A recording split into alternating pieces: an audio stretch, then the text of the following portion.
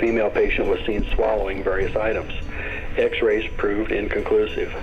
Surgeons operated on her and found 1,446 things in her stomach, such as salt shaker lids, nuts, bolts, nails, straight pins, safety pins, thimbles, handles from spoons and forks, buttons, nuts, seeds, earrings, and the other items you see in this display. So begins your visit to the Glore Psychiatric Museum in St. Joseph, Missouri, a place filled with fascinating medical devices, once used to treat patients with a variety of mental illnesses. The Glore Psychiatric Museum was founded in 1968 by George Glore. He was creating replicas of early treatment devices for Mental Health Awareness Week. They were such a huge hit, so popular, that the superintendent encouraged George to collect everything he could find on the history of our institution and the history of the treatment and perception of mental illness in general. You'll explore Utica cribs that locked you into one position, baths of surprise where patients were dropped into ice-cold water, and even a hollow wheel that forced you to constantly be on the move. The Glore Psychiatric Museum features everything from the history of State Lunatic Asylum No. 2, which was actually what the hospital was called when it opened in November of 1874. Of course, today we would never name an institution that, but basically it's a museum to our history and different theories that had come along in different time periods.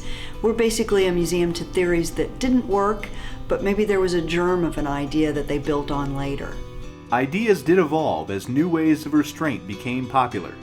New tools were used, and patients were placed into more advanced machines meant to cure their problems. It's not all about treatment here, though. There was a patient that was schizophrenic and mute, but she would embroidery her thoughts, and we've saved that for visitors. They might have done eggshell mosaics, they might have done ceramics, leather tooling, woodworking, punch tin artwork, soft sculpture. So I think the variety of art and recreational therapies that they had, even from the very beginning, might have come as something of a surprise. Dozens of items line the hallways of this museum, including some things you might not expect to find in an ordinary hospital. This was a world unto itself in the 1800s. It was 3 miles outside of town.